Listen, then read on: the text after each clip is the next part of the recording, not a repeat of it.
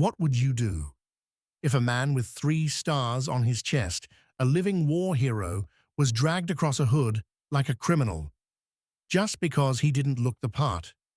Tonight, in a quiet corner of Virginia, a brutal mistake is about to make headlines. And it all started with one man, a uniform, and 2 cops too blind to see the truth. He was a black man in dress blues, a general, decorated, feared, respected. But that night, to 2 local officers, he was just a threat, a lie, a fraud. Lieutenant General Marcus Tate, 52 years old, a living legend of the U.S. Army, pulled into a dusty diner off I-95, just looking for a burger. 6 hours on the road, a war briefing at Fort Bragg in the morning. All he wanted was peace. Silver-haired, chest full of medals most people only read about, his presence made time slow. Inside Ruby's diner, the bell jingled, heads turned, a family paused mid-bite. A waitress smiled, her voice warm. He slid into a booth, ordered a cheeseburger, and checked his phone. Emails from the Pentagon, a text from his wife, Sheila. It felt like just another night. But outside, something ugly waited. Officers Dale Ramsey and Travis Holt leaned against their cruiser, smoke curling from their cigarettes. Ramsey, paunchy and bitter, narrowed his eyes at Marcus's car.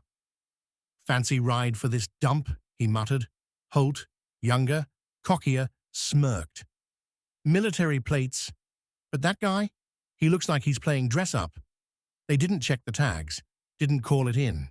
They watched, judged, waited, a spark, itching to ignite. Inside, Marcus ate slowly, savoring the greasy comfort. The diner hummed with low chatter. The jukebox spilled out some forgotten country tune. Jenny, the waitress, refilled his coffee and asked gently, "You stationed nearby?" Marcus smiled, calm and practiced.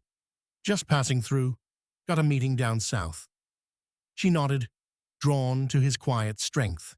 He didn't demand attention, yet he owned the room. He left a generous tip, adjusted his tie, and stepped into the cold night. Breath visible, steps steady. He reached for his keys, already thinking about the road ahead. Then, "Hey, you, freeze!" A voice, sharp, hostile, cut through the dark, like a knife. Marcus paused, hand hovering near his pocket. Not fear, but the honed instinct of a man who'd survived ambushes in Fallujah. Slowly, he turned. Officer Ramsey stepped forward, flashlight stabbing into Marcus's eyes. "Evening, officers," Marcus said evenly, hands visible. Ramsey sneered. "That's a hell of a costume." The beam lingered on his medals like they were stolen props. "Mind telling me where you got it?" Marcus's jaw clenched, but his voice stayed calm, trained, controlled. "Not a costume. I'm Lieutenant General Marcus Tate." U.S. Army. Holt circled, grin wide. "General, huh? Big shot? Got ID for that fairy tale?" Marcus nodded, hand moving slowly. "Left pocket, my wallet." Ramsey's hand twitched near his holster. Slow, real slow. Marcus obeyed, 2 fingers only, pulling out the wallet, offering it. Holt snatched it, flipped it open. Name, rank, photo, real. Still, he shrugged and tossed it to Ramsey. "Could be fake," Ramsey muttered, his voice thick with contempt. "You don't look like any general I've ever seen." The words landed hard. Not just disrespect, an accusation, a judgment, a threat. Marcus met his gaze, unwavering. "And how many black generals have you met, officer? Or is it just that I don't match the poster in your head?" The air went still, tight, electric. A couple paused at the diner door, filming. Jenny stepped outside, arms crossed, face pale. Others gathered, phones up, eyes wide. Ramsey's face didn't show shame, only rage, his ego bruised by calm defiance. "Don't play smart with me," he growled, stepping so close Marcus could smell the cigarettes on his breath. "We're verifying this, and if you're lying, you're done." Marcus didn't flinch. "Call Fort Bragg. Ask for Colonel Denise Warren. She'll tell you exactly who I am." Holt scoffed, circling tighter. "We're not calling your little army buddy for story time. Hands on the car, now." Marcus didn't move. "I'm not resisting, but I won't comply with unlawful orders. You have no grounds to detain me." That was it. The trigger. Ramsey lunged, grabbed Marcus's arm, twisted it hard, and slammed him chest first onto the hood of the sedan. The metal bit through his uniform, cold and cruel. "You want to play tough?" Ramsey hissed into his ear. The cuffs snapped. Steel dug deep. Pain flared. But Marcus didn't break. "You're under arrest, impersonating an officer, resisting." "Bet you didn't see that coming, General." Holt opened the cruiser door, smirking like he'd just bagged a trophy. Marcus didn't struggle, didn't yell. War had taught him one thing: noise only feeds chaos.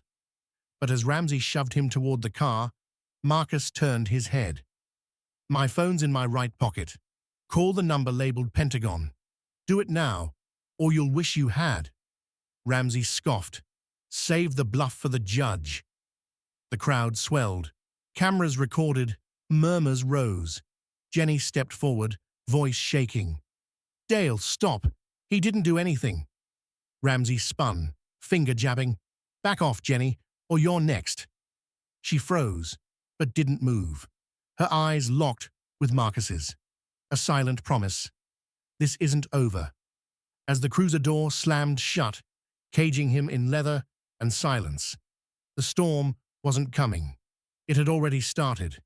They thought the cuffs were the end of the story. But what came next shook a police department to its core. This wasn't just about one man anymore.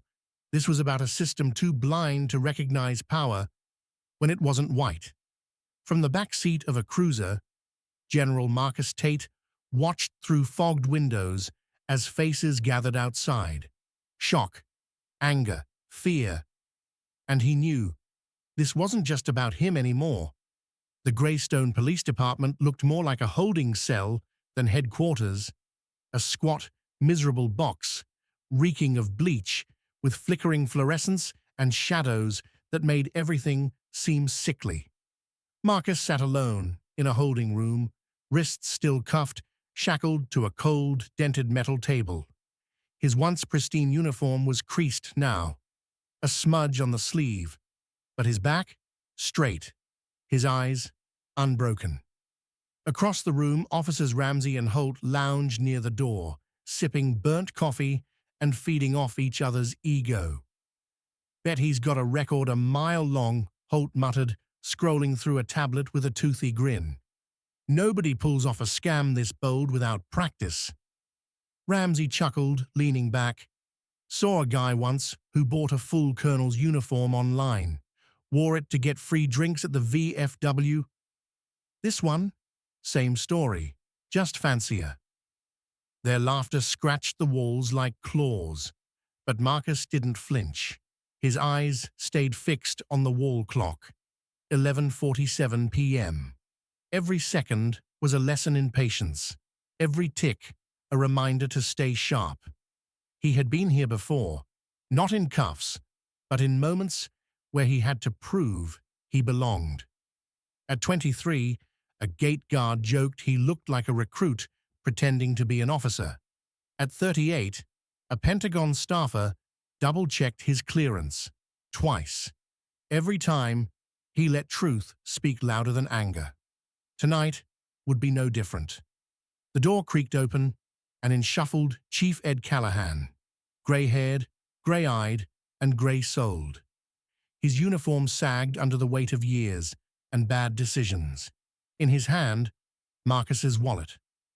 "This says you're a 3-star general," Callahan said, voice gravelly with disbelief. "That true? Or are we wasting everyone's time?" Marcus didn't blink. "Lieutenant General Marcus Tate, Joint Special Operations Command. It's true, and your officers would have known that if they'd done their job instead of playing vigilante. Callahan glanced at Ramsey, who just shrugged, smug and lazy. He was mouthy, Chief. Didn't cooperate. Something's off. Who drives a rental looking like that? Marcus leaned forward, cuffs clinking, his voice sharpened to a blade. Not cooperating. I offered my ID, suggested a phone call to verify.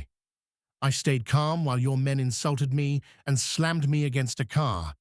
The only thing off here is their judgment, and the longer you let this drag on, the worse it gets. For all of you.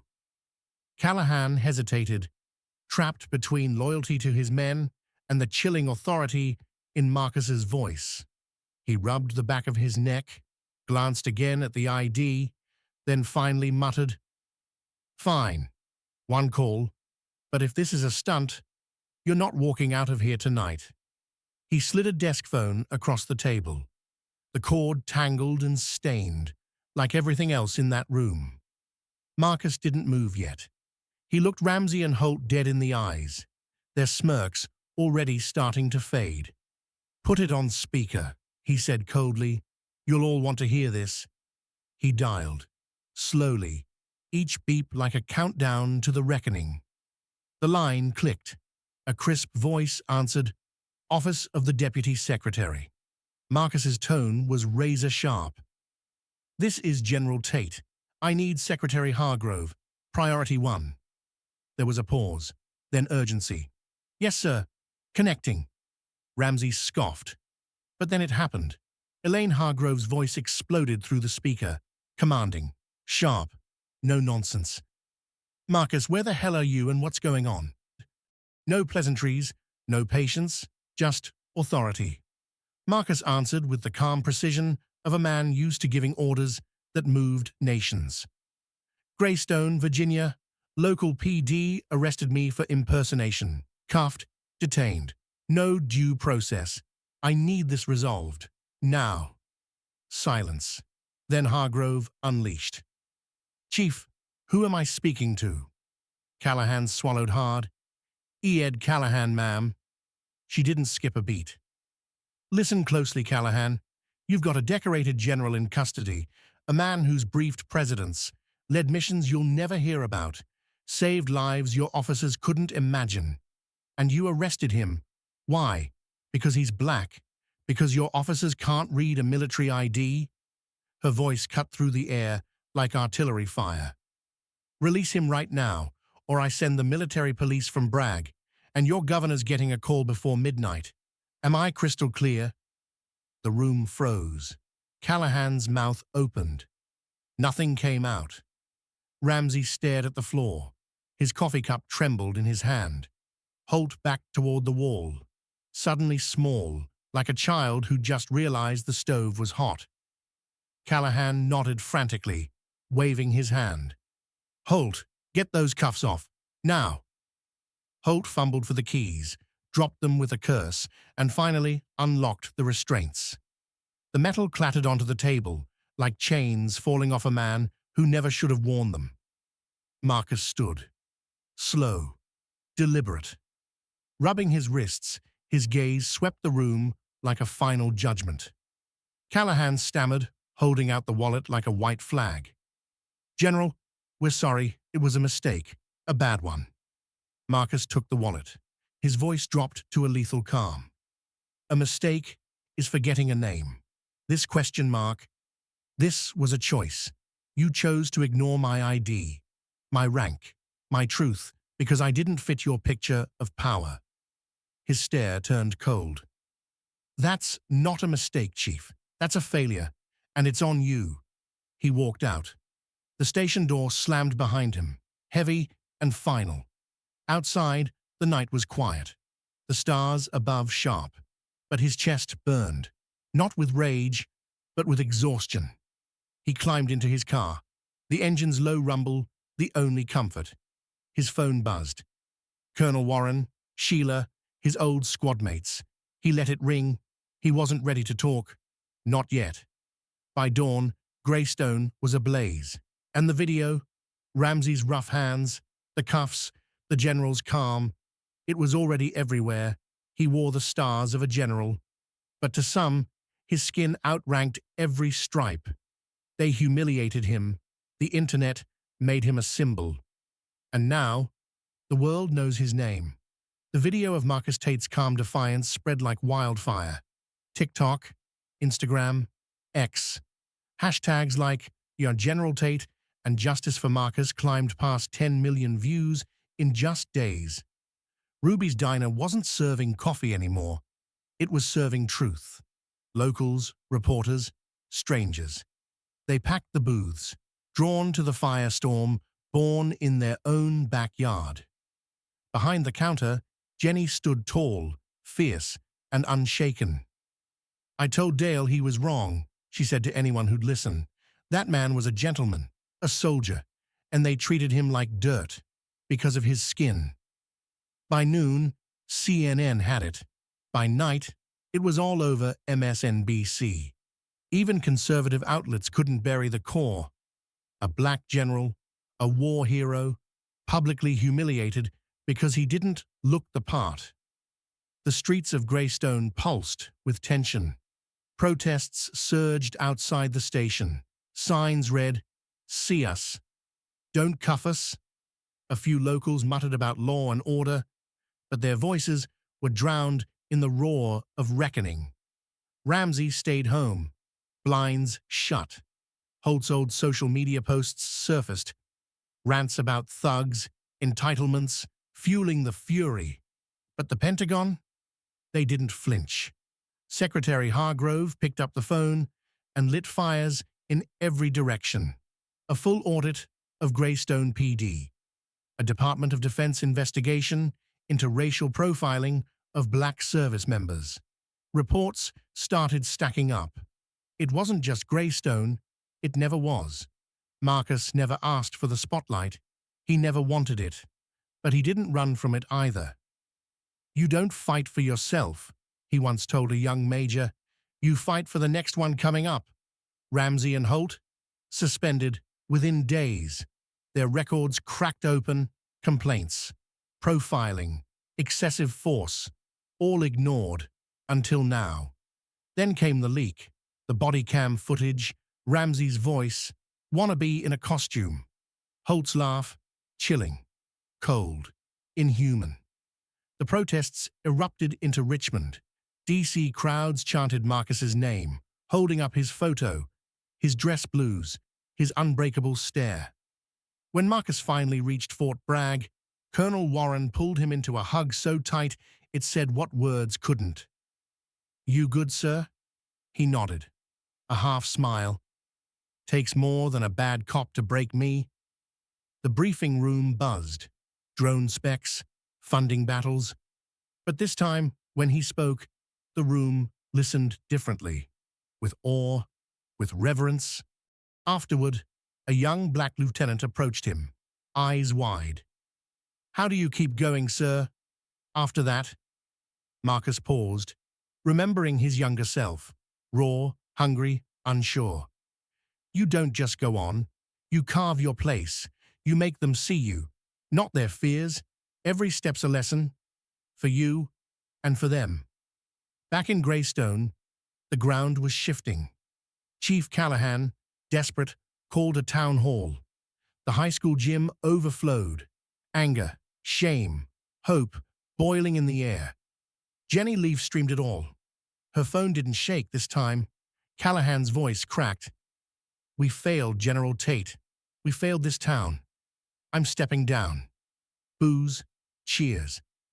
Then a voice rose, an old pastor, clear and strong. "This isn't about one man stepping down. It's about all of us stepping up, seeing each other, not as uniforms, not as threats, but as people, soldiers, neighbors, humans." Weeks later, Jenny called Marcus, her voice bright. "They're retraining every cop, sir. Ramsey's gone. Holt's stuck filing reports in some basement. And people here, they're finally talking, really talking." Marcus smiled, picturing her behind the counter at Ruby's, still pouring coffee, still fighting the right fight. You did good, Jenny. More than you know. He never returned to Greystone. Didn't need to. The story didn't belong to him anymore. It belonged to every soul who had ever been mistreated, misjudged, dehumanized, and refused to stay silent. At Bragg, he mentored a black captain, sharp, fierce, but nervous. "They'll test me," she said. Marcus nodded. "Let them. You're not passing through. You're building the road. Stand tall. They'll learn." Months passed. Greystone changed, slow, scarred, but real. Ramsey faded, ignored even by his old buddies. Holt left town. His name, Poison. A new police chief arrived, a woman from Philly. No nonsense, smart, unapologetically fair. She rewrote everything. Bias training, community boards, accountability, and in schools, kids now learned about men like Marcus. Churches held talks about healing. Neighbors talked, listened. Marcus didn't track it all, but he felt it. The ripple, from one night, spreading, changing, waking people up. One evening, Sheila, his wife, showed him a viral post.